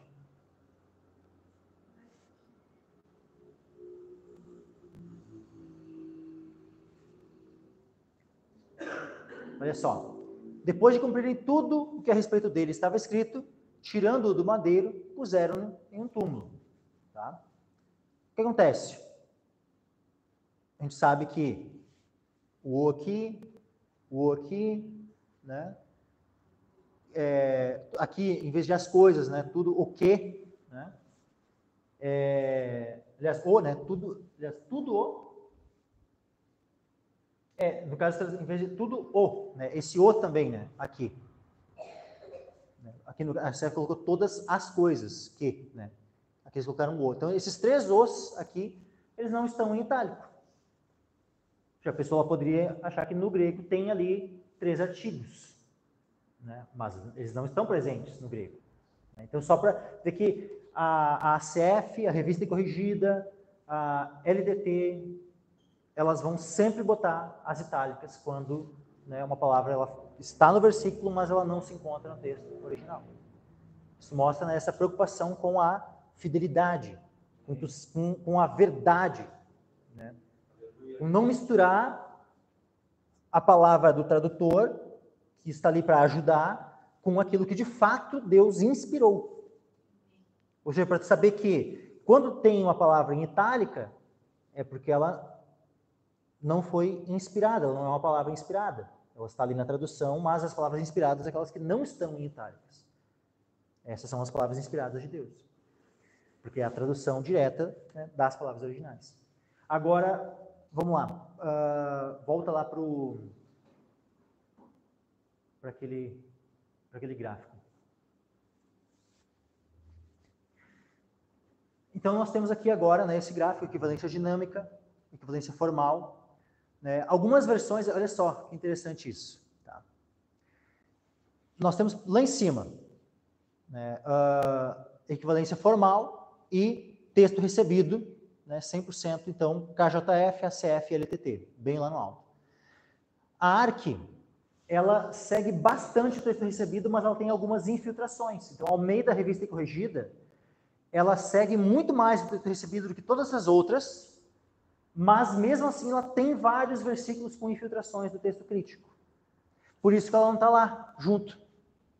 Ou seja, dentre as versões que não são aquelas 3, a melhorzinha ainda é a ARC. Mas mesmo assim ela tem infiltrações do texto crítico. Por isso que ela está, ó, sinal amarelo, e um pouco para baixo ali. Almeida Edição Contemporânea, a EC é Almeida Edição Contemporânea. É a versão, por exemplo, que ela está presente na Bíblia de Estudo Thompson. Se algum dia, né, se alguém já teve ou vir a ter a Bíblia Thompson, é edição Almeida, edição contemporânea. Tá? Essa versão ali, ela é uma espécie de atualização da ARC, tá? Só que ela vai carregar também vários versículos com né, o texto crítico, um pouco mais já do que a ARC, por isso que ela está mais para baixo e ela não é tão... Ela já começa a se aproximar um pouquinho mais da equivalência dinâmica, por isso que ela, né, começa a vir para cá. Né? Quanto mais próxima da equivalência dinâmica, mais elas começaram a vir para cá. Ó. A ARA. A ARA ela é, de maneira, vamos assim, equivalência formal, mas ela já está bem próxima da equivalência dinâmica. Por quê? Para começo, ela não tem itálicas, e ela, de fato, a frase, ela é uma tentativa de uma tradução atualizada. Né? Esse foi o propósito, né, de surgir a ARA. Né? Ao meio da revista e atualizada. Então, uma espécie de... Vamos atualizar a linguagem. Ao se fazer isso, óbvio que o método de tradução ele não foi tão formal como era antes na Revista Corrigida. Então, a ARA ela já é uma aproximação. Ela não chega a ser, né, bem uma equivalência dinâmica. Ela ainda, né, poderia se encaixar dentro da equivalência formal, mas ela já perde algumas características do que de fato seria, né, bem, né, uma equivalência formal mesmo. Né? Perde as itálicas e já começa, né, as frases já serem, né, um pouco mais próximas de uma equivalência dinâmica. Almeida, século XXI, a mesma coisa. Ó. Ela já tem influência do texto crítico. De maneira, texto crítico na Almeida 21, assim como na ARA, tá? A ARA já tem mais texto crítico que as outras duas lá. Ó. Tanto que a ARA como a edição contemporânea. Mas eu estava comparando, tá? Essas comparações que eu fiz aqui, meus irmãos, elas são comparações por amostragem, tá? O que é isso? Ou seja, eu peguei alguns textos e fiz a comparação. Eu não fiz uma comparação de toda a Bíblia, né, de capa a capa, entre cada uma delas para poder, né? Mas eu peguei algumas passagens assim e fui comparando entre elas para poder ter uma noção de como encaixar melhor elas aqui dentro. Tá? Então, se alguém fosse fazer isso, né, 100% parar, né, para fazer cada uma, daqui a pouco poderia ter leves leves mudanças aqui, mas, né, isso analisando o todo, né, mas por amostragem está bem, e com certeza não vai fugir muito. É algo bem próximo, então, né, da realidade. Por que eu botei ela um pouco abaixo, por exemplo, da revista atualizada? Na questão de texto crítico, né? Porque a revista atualizada, ela coloca várias passagens que estão no texto recebido, mas que não estão no texto crítico, ela coloca entre colchetes. Então, por exemplo, aquele homem, né, que está lá com o filho endemoniado, que ele chega para Jesus, né, e diz assim, aquele, né, chorando, né, pediu, Senhor, ajuda-me na minha incredulidade. No texto crítico não tem que ele estava chorando. Aí, a revista atualizada vai colocar o chorando, né, com lágrimas, né, não é chorando, com lágrimas. A revista atualizada vai colocar o com lágrimas entre colchetes. Colocando, ó, manteve no texto, mas colocou, né, o colchetes ali. Só que ao meio do século XXI eu vi que ela simplesmente omitiu o com lágrimas. Pelo menos a ARA ainda deixou o com lágrimas no versículo e botou o colchete. Mas a Almeida 21, simplesmente ela tirou o com lágrimas do versículo. Nem deixou mais dentro de colchete, se fosse o caso. Então, o fato de eu perceber isso que aconteceu mais de uma vez, né, na revista atualizada tá lá uma passagem que ela tá no TR, e ela manteve no versículo, mas entre colchetes, e nas outras, aqui, por exemplo, na NAA, também, né, simplesmente tirar a palavra completamente, não deixar nem entre colchetes, então quer dizer que a influência do texto crítico já foi maior, já foi um pouco maior. Né, porque ao ponto de eles pegarem e suprimirem, de fato, do texto. Né, não só colocar o colchete. Tradução brasileira, tá? Essa aqui. A tradução brasileira ela é uma tradução que ela é bem literal, ela é uma tradução por equivalência formal, só que qual é o problema dela? É baseada no texto crítico. E aí, por isso, então, ela está para cá, ó. Né? Ela é uma tradução até boa, mas de um texto base ruim. Ou seja, o texto base é o quê? TC. Mas ela, como tradução, ela até traduz bem. Mas, uma vez que ela não é baseada no texto recebido, então, por isso que ela está aqui, ó. Está com uma nota ruim, está bem... né? Não está nem como amarela, né? Como a ARC, né? Tá aqui nas laranjas, né?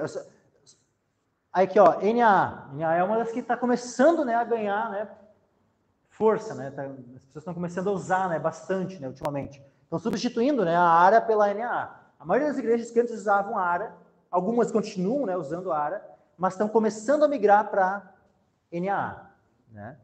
A NAA ela já migrou aqui para equivalência dinâmica, tá? Ela não é mais, não dá para a gente, ela ainda não está assim, bem, né, no meio mas ela está próxima ainda de uma equivalência formal, mas ela já vai para, a gente já tem que caracterizar ela como dinâmica pelos seguintes fatos. Por exemplo, ela já troca todos, na área todavia, tu, vós, né, a segunda pessoa do singular e do plural estava presente ainda. Por que deve permanecer nas Bíblias presente o tu e o vós? Porque no hebraico e no grego nós temos a segunda pessoa. Nós temos a diferenciação da segunda para a terceira pessoa. Quando tu coloca o você, é terceira pessoa. Tu não diferencia mais Tu vai usar o seu. Tá, o seu é referente a seu de ele ou de tu, de vós, de segunda pessoa, tipo assim, né? Como é que funciona?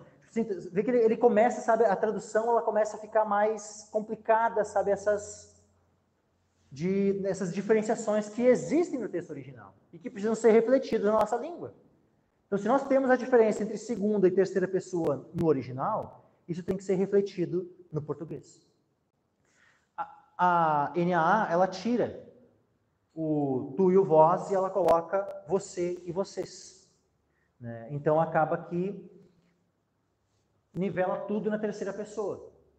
Né? Fora outros aspectos, né, também da linguagem, né, que, uma vez que a ARA era de 93, a NAA ela é, né, de 2017.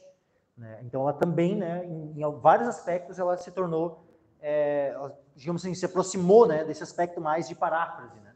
Então, teve um exemplo muito, assim, ó, muito terrível. Tá? Quando a NAA foi lançada, tinha uma palavra lá em Isaías, um versículo lá de Isaías, né, que é assim, ó, preceito sobre preceito, mandamento sobre mandamento, regra sobre regra, tal, que a NAA, ela colocou, e a minha palavra será blá, blá, blá, blá, blá, blá, blá, blá, blá. Sério, meus irmãos?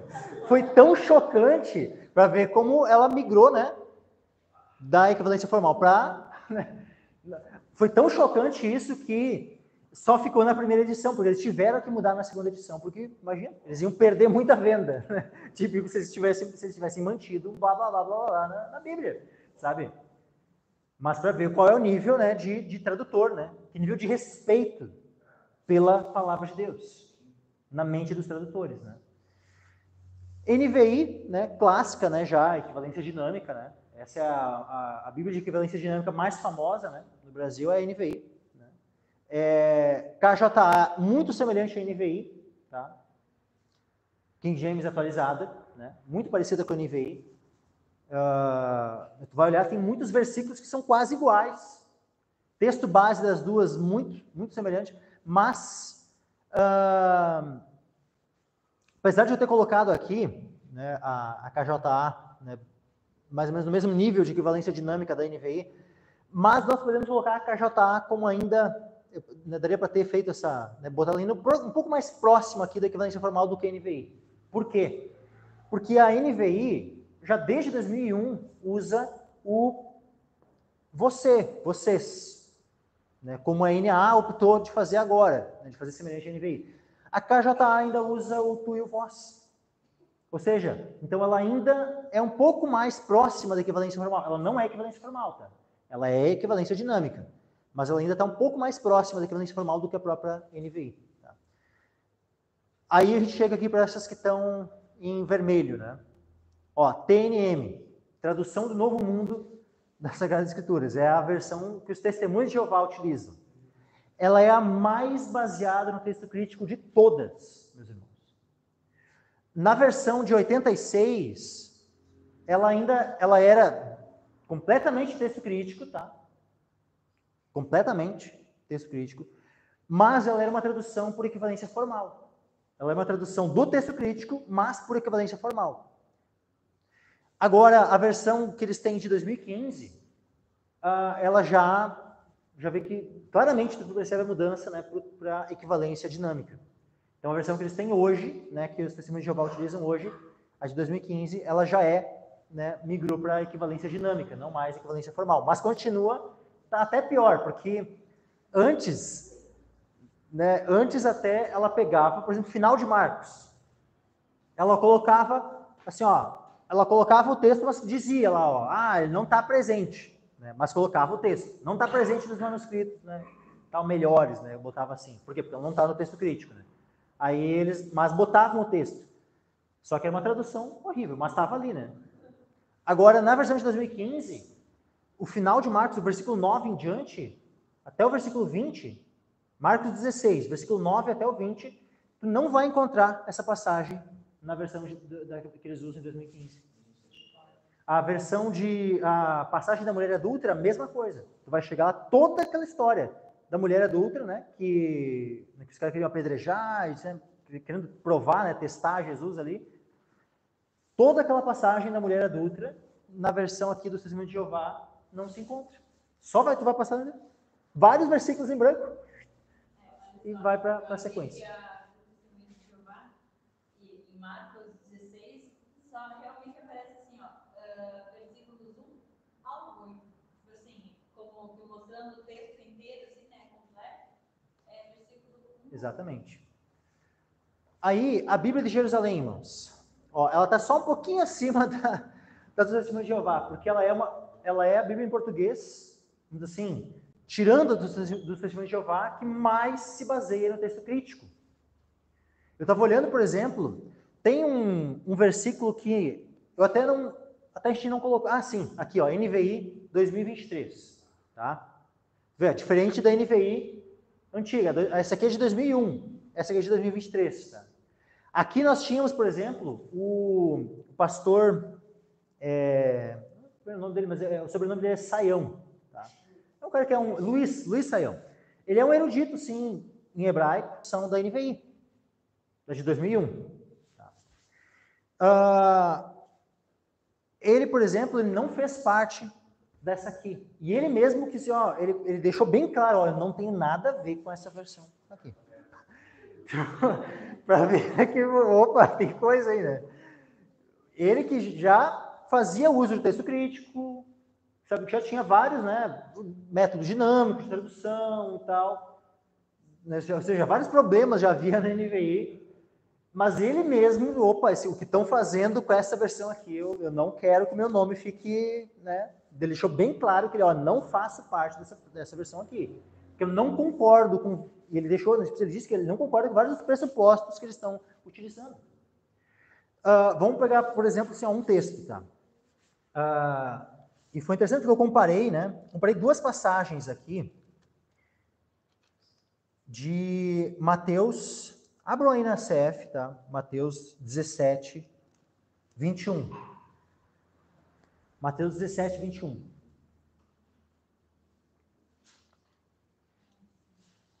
Já estou quase concluindo, irmãos. Mais 5 minutos aí a gente termina. Mateus 17, 21 diz assim, ó, mas esta casta não se expulsa senão por oração e jejum. Versículo essencial para a batalha espiritual, que nos dá instrução para como nós, né, estarmos preparados, estarmos mais fortalecidos. Aí, o que acontece? No texto crítico, esse versículo, convenientemente, para quem? Para Satanás e seus demônios, convenientemente, esse versículo está omitido completamente no texto crítico. Mas, por exemplo, se você pegava uma revista atualizada, o versículo ele ainda estava ali, mas entre colchetes. Na NVI antiga, o versículo estava ali, mas com uma nota, né? Dizendo, o versículo não se encontra nos melhores manuscritos. O que na NVI antiga, eles queriam dizer que não se encontra nos melhores manuscritos? Os melhores manuscritos, toda vez que o crítico textual diz os melhores manuscritos, ele está querendo falar especialmente de dois. Manuscritos sinaíticos e o vaticanos, que é os que a gente comentou na quinta-feira passada. Esses dois são os que eles chamam dos melhores manuscritos. Aqueles que eu já comentei, que tem em torno de 3.000 diferenças entre os dois só nos evangelhos. Esses são o que eles chamam de melhores manuscritos. Tá? Então, como esse versículo não está presente nem no Vaticanos e nem no Sinaítico, então, né, não se encontra nos melhores manuscritos. Aí, só que o que acontece? A NVI 2023, ela simplesmente tirou o versículo. Então, quando tu vai ler a Bíblia, tu vai chegar no versículo 20, olha só, essa aqui, ó, NVI, essa aqui é a 2023 já, tá? Olha só, poderão dizer a este monte, vá daqui para lá e ele irá, nada será impossível para vocês. Reunindo-se eles na Galileia, Jesus lhes disse, essa aqui é a NVI 2023. Ou seja, eles já omitiram, simplesmente está ali, ó. Ou seja, se tu tiver, né, o aplicativo, tu vai poder clicar na bolinha, né, Há manuscritos que incluem, mas essa espécie só sai pela oração e pelo jejum. Mas, assim, no corpo do texto não está mais. Eles já omitiram. Isso, tu vê essa bolinha na internet, na Bíblia impressa. Na Bíblia impressa, provavelmente vai ter um númerozinho ou uma letra, né? E tu vai ter que olhar lá no rodapé, lá embaixo, para ver, assim, né? Exatamente. Tu tá lendo o texto, se tu não bater o olho lá embaixo, lá tu não vai encontrar nada. Né? E a mesma coisa eles fazem em vários outros versículos, tá? Isso aqui não é o único versículo que eles removeram na NVI de 2023. Só que daí o que acontece? Eu pensei assim, a NVI 2023 está pior que a Bíblia de Jerusalém. Mas daí quando eu fui olhar a Bíblia de Jerusalém, meus irmãos, que já tem, que já está no mercado há décadas. Eu fui procurar o versículo 21 na Bíblia de Jerusalém e não encontrei. Ou seja, a Bíblia de Jerusalém já omitiu o versículo há mais de uma década. Há mais de uma década a Bíblia de Jerusalém já não tem esse versículo. E eu ainda achando que ia encontrar lá. Mas não, eles já tomaram a frente. Na verdade, a NVI 2023 só está indo no embalo da Bíblia de Jerusalém. Mas, volta lá no slide. E eu peço que os irmãos abram aqui João 7, versículo 8. Evangelho de João, capítulo 7, versículo 8. Olha só. Eu coloquei as duas bem pertinho aqui, mas a Bíblia de Jerusalém indo um pouco para baixo. Por quê? Porque ela tem uma influência um pouquinho maior ainda do texto crítico. Mais do que a NVI 2023. Por quê? Por causa desse versículo aqui. João, capítulo 7, versículo 8. Olha só. Subi vós a esta festa, Jesus fala para os irmãos dele. Eu não subo ainda. Eu não subo ainda a esta festa. Porque ainda o meu tempo não está cumprido. Jesus disse que ele não ia subir a festa, ou ele disse que não ia subir ainda aquela festa? Ainda. Ainda é diferente de não subir a festa. Né? É diferente de eu dizer assim, eu não vou ir ainda, ou eu dizer eu não vou. É diferente, o significado disso é diferente. O eu não vou ir ainda eu não vou ir agora, mas eu vou depois, eu vou em outro momento. Agora, eu não vou é um taxativo, eu não vou. Então, se eu disser eu não vou e depois eu vou, o que eu fiz? Eu menti. Eu disse que não ia ir e eu acabei indo. Agora, se eu disse eu não vou ainda, e de fato, naquele momento eu não vou, mas depois eu vou, não tem problema nenhum. Eu disse que eu não ia ir naquele momento, não ia ir ainda. Não disse que eu não ia ir. O que acontece? O termo ainda, ele está presente no texto recebido, mas ele está ausente no texto crítico. Só que Bíblias como a Revista Atualizada, a NVI antiga, KJ, o meio do século XXI, elas mantêm o ainda, que está no TR. Por mais que em vários textos elas seguem o texto crítico, mas elas mantêm o ainda. Por quê? Porque se tirar o ainda, simplesmente se coloca uma mentira na boca de Jesus. Então, o texto crítico, o que o texto crítico faz? Faz de Cristo um mentiroso. Que disse para os irmãos que não ia subir à festa, porque no texto crítico não está presente o termo grego que corresponde ao nosso ainda. Né? E aí o que acontece? A NVI 2023, mesmo na 2023, eles mantêm, né, o significado do ainda nesse versículo. Só que a Bíblia de Jerusalém, não. A Bíblia de Jerusalém já há muitos anos que ela segue à risca o texto crítico, e assim como a dos Testemunhos de Jeová, tá? O Testemunho de Jeová também, eles omitem o ainda, né? Porque eles seguem muito bem o texto crítico, né? E aí, simplesmente, vai ler aqui nessas Bíblias, Jesus mentiu, tanto na Bíblia do Testemunho de Jeová como na Bíblia de Jerusalém, que olha só, né? Muitos pastores, lembra que eu falei? Muitos diziam que era a melhor tradução em português. É isso aí. E aqui, meus irmãos, por fim, né, só para a gente poder encerrar, né, nós temos aqui, NVT, NTLH, Nova Bíblia Viva, todas, né, exatamente, porque são as que mais se aproximam, né, do método de paráfrase, né, de tradução. A NVT ainda é um pouco mais equivalência dinâmica, mas já muita paráfrase nela. NTLH e Nova Bíblia Viva, também mais paráfrase ainda que a NVT. Então, mescla ali a equivalência dinâmica, né? mas começa a ter uma porcentagem cada vez maior, né, de paráfrase nelas. E quando chega aqui, ó, versão fácil de ler, tá? VFL, versão fácil de ler. Ela é nesse mesmo padrão de misturar, né, equivalência dinâmica e paráfrase, da NTLH e a Bíblia Viva. Só que qual é a diferença? Ela segue mais o texto crítico. A versão fácil de ler, ela omite, por exemplo, aquele versículo lá de Mateus 17, 21, né, da caça de demônios, né, do jejum e oração ali.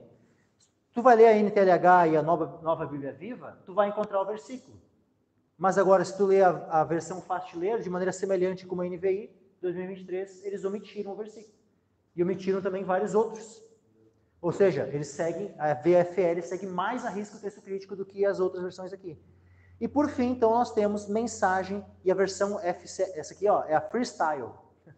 Versão Freestyle. Tanto a mensagem como a Freestyle são completas paráfrases, tá? Elas não seguem nada, assim, ó, elas só... assim, ó, tu poderia muito bem, com certeza, assim, ó, pelo menos a Freestyle, tá, que é uma versão feita aqui para o Brasil, né, por brasileiros para brasileiros, os caras com certeza não leram hebraico, não leram grego, nada, eles só pegaram uma versão em português, parafrasearam com um monte de gírias e tal, e saiu versão Freestyle. Ela não tem preocupação nenhuma com o texto original. Só com um parafrasear. Tu tem aí preparado? Coloca aí um exemplo.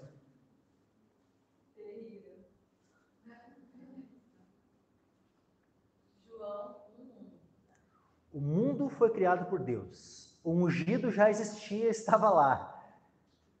E não ele, ele não era uma ameba. O ungido é Deus, estava com ele, apesar de que não havia Google Maps para sinalizar, ele estava lá. Isso aí é a versão Freestyle. Olha, não, meus irmãos. Isso é uma piada. É a versão Freestyle, versão piada, dá pra, né? Fala sobre Instagram, Não. Não, isso é brincar. É uma, assim, ó, dá claramente para dizer que é uma zombaria. É uma zombaria com a palavra de Deus. Versão Freestyle é uma zombaria com a palavra de Deus. A mensagem, assim, ó, por isso, a Freestyle é a única que consegue ganhar da mensagem no quesito de ser a pior tradução em português. Não dá para associar a palavra tradução com essa coisa, né? Mas, né, tá aí, né? Eles tentam vender como se fosse uma tradução bíblica, né? Tá? Com certeza, a Freestyle é a pior de todas, né? É a pior porque ela não está nem aí para nada, né? Não está aí nem para texto crítico, texto recebido, não está aí para nada. Ela quer só... Ela tinha que estar fora da curva aqui do negócio. Mas assim, sabe, todas as versões que estão em vermelho aqui, ó, não dá de modo algum para utilizar, fazer uma pregação, para nada, sabe?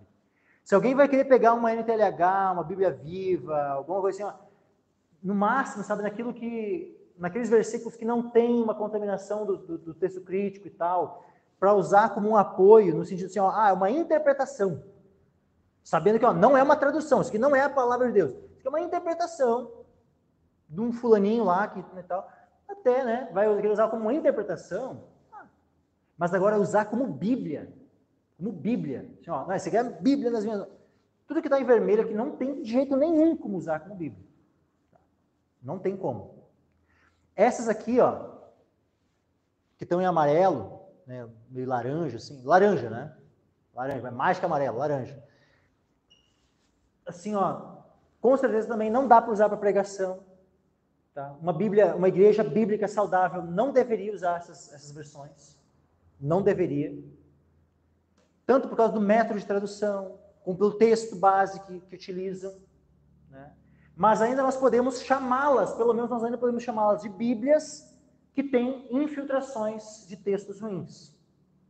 Mas nós ainda podemos chamá-las de Bíblias. Sabe? Eu não poderia dizer assim, não é uma... Não, é uma Bíblia, só que está com... Não seria uma Bíblia indicada para ser utilizada, né, na pregação, numa pregação expositiva, onde tu vai buscar, né, ministrar versículo a versículo, onde tu vai precisar de uma fidelidade, né, de uma tradução que busca traduzir palavra por palavra. A exposição não é isso, não vai buscar expor, sabe, muitas vezes se ater a uma palavra do texto, numa exposição. Como é que vai se fazer isso em versões que começam a se aproximar de paráfrases? Num processo de equivalência dinâmica, né? Por isso, sabe, a importância, né, do método de tradução, equivalência formal, o texto base utilizado, o texto recebido, por causa da questão da crença que nós temos na preservação do texto e da importância da inspiração das palavras do texto. Por isso, as versões que são indicadas para serem usadas em pregação, na leitura pessoal, são quais? Aquelas 3 lá de cima. King James Fiel, ACF e a LTT. Amém, meus irmãos? Então, hoje a gente peço perdão aí pelo horário, que a gente ultrapassou bastante, mas, né, finalizamos aqui, né, o estudo de hoje.